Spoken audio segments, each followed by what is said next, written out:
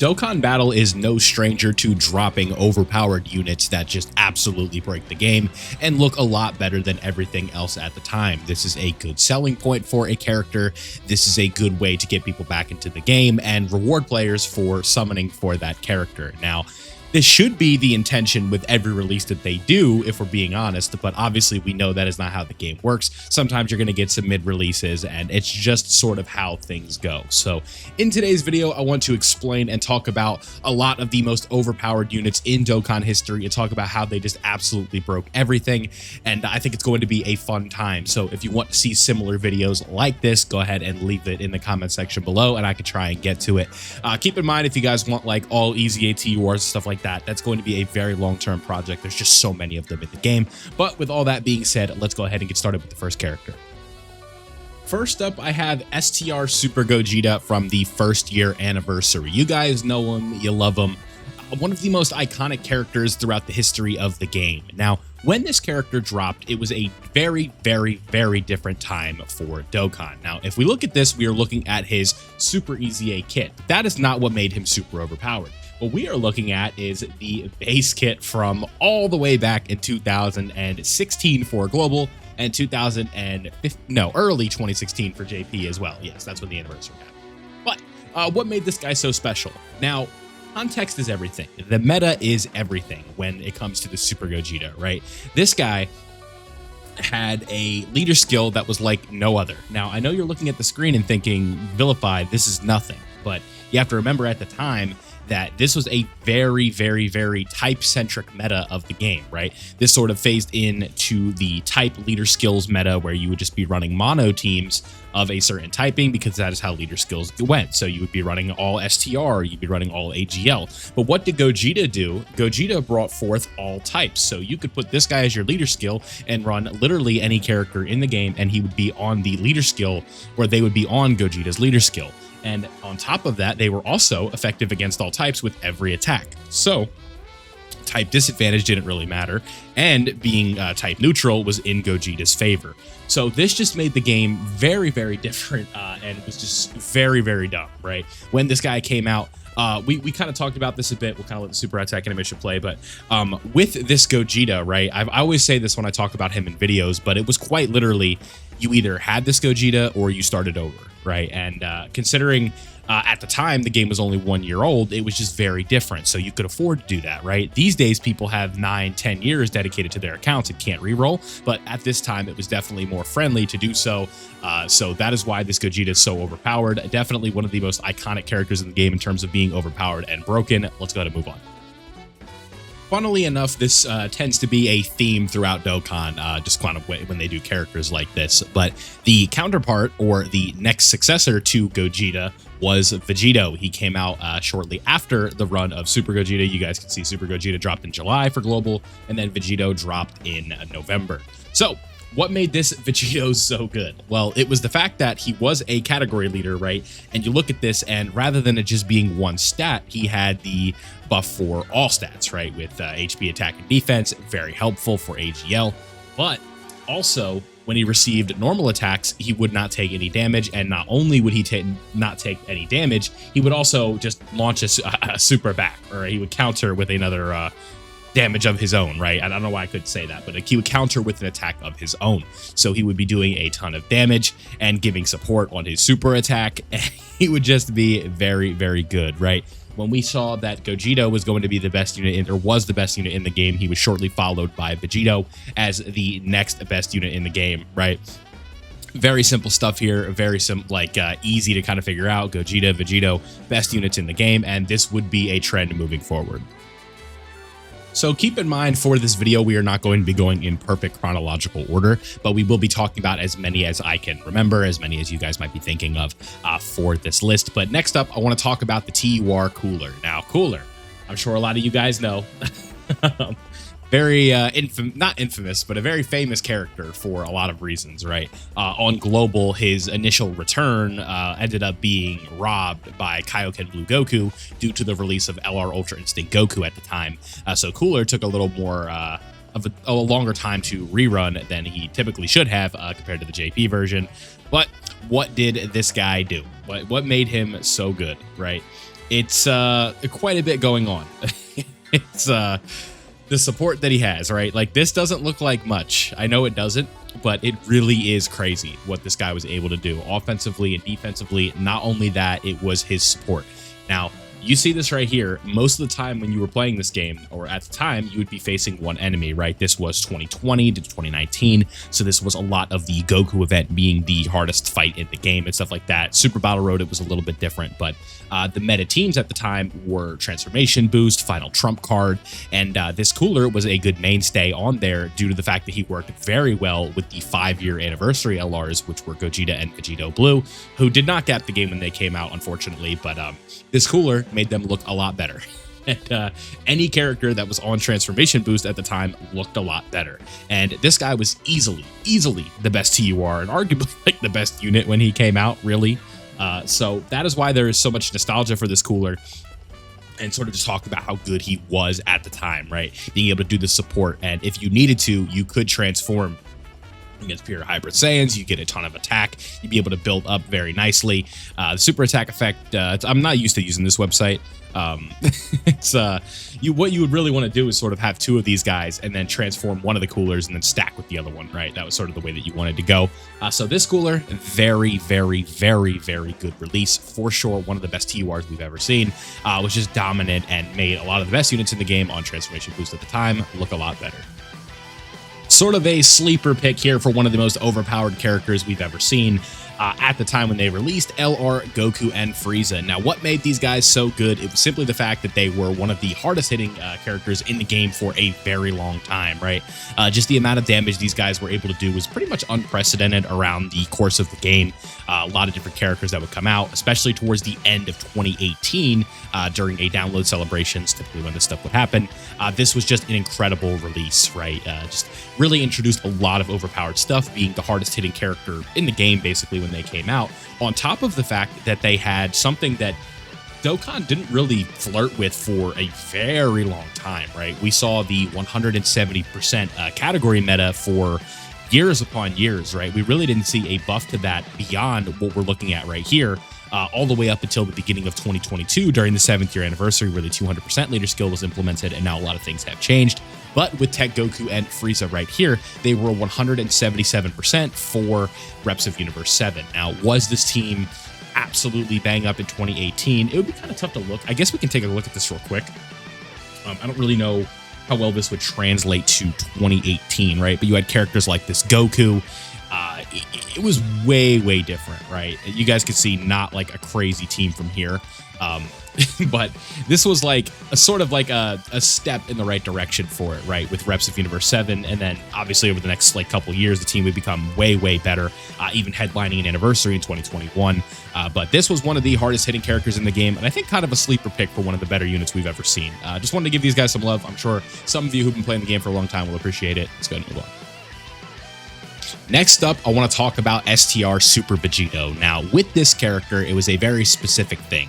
Vegito himself was definitely the best character in the game when he came out, but really where the value from this character came ended up being the way that he aged, as well as the tech that you were able to implement with this character. Now, for those of you who do not know, when you transform into Super Vegito, you were granted the Scouter ability, which allowed you to foresee the enemy super attack. There would be an icon with a star on the screen, and this would help you determine where you need to put characters. Now, if you don't know, what you would do with this is you would swipe up and you would find the super, and then you would reset the application and go back into the turn knowing where the super is, and that would allow you to sort of just unlimitedly, or just, that's not a word, but you would be able to continuously spam this tech over and over again to sort of protect yourself from super attacks. One thing that I highly like, I'm pretty fond of using this technique, was during the God event of the 6th anniversary. TEQ Caulifla would not take damage, right? Because she had guaranteed dodge against those enemies, and with that, it just made the game very easy for you, especially if you were running her. And then later on, after that update, or after that anniversary, they implemented the same name update, which allowed you to run 2 of them at the same time. So running this alongside the Vegito tech made the game very easy for you, because you were just sort of able to determine where supers were and move from there. And I think that's really kind of what made this character so powerful. But not only that, he also was putting out damage like crazy, right, with the amount of damage that his counters were doing. He was able to do supers, obviously. I mean, duh, but you guys know what I mean. Like, the damage from his supers on top of the damage from the counters really sort of made this character just an absolute powerhouse, especially if you had him pretty highly duped up. You were really just able to notice this character in a big way. So extremely overpowered release, very impressive, just kind of had everything that you wanted. I guess sort of like the fatal flaw that this character sort of had was his transformation condition was not great, but it also defensively he wasn't really the best as Vegito once, you know, power creep started to move a little bit. But overall, one of the best releases we've ever seen for sure. LR, AGL, Kale, and Caulifla were another one of these characters that absolutely dominated the game when they came out. Just an absolutely phenomenal release that honestly broke the game in more ways than one. Not only were they just better than everything else around them, they also had a visual bug on JP when they came out that would cause super attack numbers to look way higher than they did. So a character like AGL Super Saiyan 4 Goku would be hitting attack stats like 9 million at the time, which was absolutely bonkers. Like, I know that doesn't seem like anything now, but trust me, this was a lot at the time. And that was due to this character. I don't know where the bug went wrong. It was a very long time ago, all the way back to 2019. But I do know that they did cause that, and that was sort of an issue. But really what kind of put this character up in, you know, what made them so good was the fact that they could stack, right? And defensive stacking was easily the most overpowered mechanic that you could have during the Legendary Goku event meta, where the phases all the way up until about STR Ultra Instinct Goku were not hitting too hard. And Kale and Caulifla were just untouchable in that event, because not only that, they had a lot of chances to dodge, right? You guys could see for every attack, they get up to 66% dodge by the time they are within, like, you know, 4 appearances, probably, I would say, maybe 3 to 4 appearances. You'd be able to get that dodge chance all the way up, and then you would be able to sort of just run this character and let them run the gambit with the game. It was silly, right? Definitely one of the best characters we've ever seen in terms of just how much better they were than everybody else. And people were not really a fan just because of how Kale and Caulifla are perceived as characters. Aside from fan service and stuff like that, people just did not like the way that they transformed and stuff like that. So having them in a world where we have, you know, Super Saiyan Blue Vegitos and Ultra Instinct Gokus and Ultimate Gohans and Super Saiyan 2 Gohans and all of, like, just, you know, Gogetas, Kale and Caulifla being the face of the game, if you will, was not a good look for a lot of people. They just were not a fan. And I think it definitely kind of hindered how impactful and crazy this character was when they came out. Physical Vegito Blue rivaled the powers of LRs when this character came out and was one of the best TURs we've ever seen, especially when he got his EZA. I think this is really where we want to focus, specifically with this character. You know, we haven't been doing EZAs, too many EZAs in this video, just kind of focusing on when the character released. But in this case, we're going to be viewing this Vegito, right? So with this Vegito, a lot of super attacks, a lot of additionals, right? A lot of counters, just a ton of damage. And having a super class lead definitely was helpful. Being able to get all the damage that they needed with the counters, getting the extra damage reduction, really just kind of made this character silly on top of all the teams that he was on. Just really, really, really powerful character, right? Again, it's kind of hard to describe, but he was rivaling, like, some of the power of the best LRs in the game. This was a little bit before the sort of LR renaissance, right? Where originally LRs were sort of more dependent on characters like TURs that would give support and extra ki.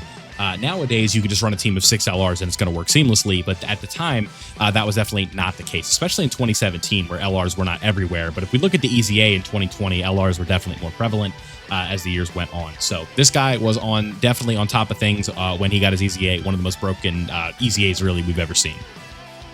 You probably knew at some point this guy was going to make it onto the list. Mr. Gohan, TEQ Ultimate Gohan. One of the most busted characters we've ever seen in this game, defensively especially. This guy, he is the face of guard, in my opinion, and the face of stacking. I think if you want to talk about the most iconic stacking characters in this game, I'd put him up there with, like, Kale and Caulifla, but really I think it's this guy. Just because of his impact moving forward really is what kind of stands out to me. It's these 3 words right here. This is really what kind of hammers home this character. Guards all attacks. No ifs, ands, or buts about it. He is always guarding. And this is something that Dokkan does not really do anymore, right? Like this, it can happen. It's not like it never happens, but it is much, much rarer now. because of a character like this. Now, he ended up being one of the best aging TURs in the game's history because of his ability to greatly raise attack and defense with every turn. So if you ran 2 of these characters, you put them both on rotation, you put them in slot 1, not only were they invincible, really, they were just getting stronger and stronger offensively as the fight went on too. It got to a point where with the initial release of this character, you really did not want to transform that often, but when he got his EZA, there was definitely some incentive to do so. And this guy was so broken that even his SSR was usable. So if we click on this SSR right here, he also had guard and he also had stacking. So what people could do is run this guy. What people did do was they ran a hybrid Saiyan team that was very low HP but had a lot of stacking and moved very slowly. So they would have characters like AGL Super Saiyan 2 Gohan who couldn't transform. You guys know what I'm talking about. TEQ Ultimate Gohan. STR Trunks from the Broly movie who had a unit super attack with the Gohan that would cause him to stack. The TEQ World Tournament Teen Gohan, that's Super Saiyan. He was in kind of like regular clothes. He was very good, right? AGL Kid Gohan, and then this TEQ Gohan himself. So you had 6 really good characters, and it was kind of coined a turtle mode team because of just how slow you were moving. But this guy really stood out as one of the most overpowered characters in the game, and really kind of just changed the way that guard worked in the game, just with how the devs would hand it out. So one of the best releases ever with this TEQ Gohan, and definitely something that the devs were trying to make sure that they did not do moving forward, because he just ended up aging so well because of how damn good he was. Another release that people were not really the biggest fan of in terms of the character choice, but definitely made up for that in kit. Trunks and Vegeta. Now, we've talked about them recently in the shorts, but what did these guys do that was so crazy? Well, I'm glad you asked, even though I asked myself.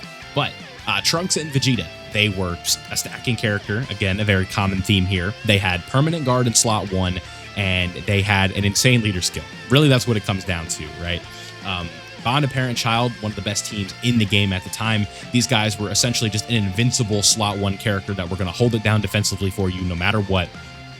And really the only thing that could get this character was locking, right? And they were just that good. Just a defensive stonewall with a crazy good leader skill and the ability to provide support with their active skill.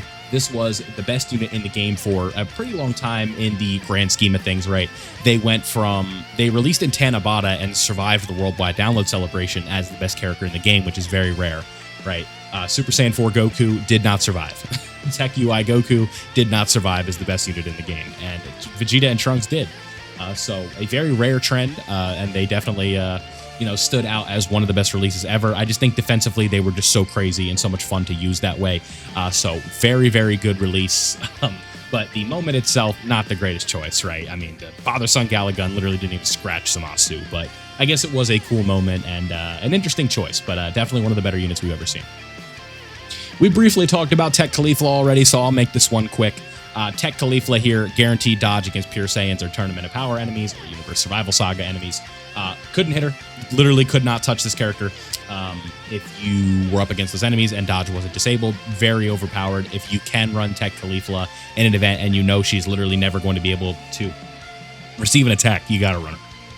AGL UI Goku on release was easily the #1 character in the game, and it wasn't very close even with his anniversary counterpart, Evolution Blue Vegeta.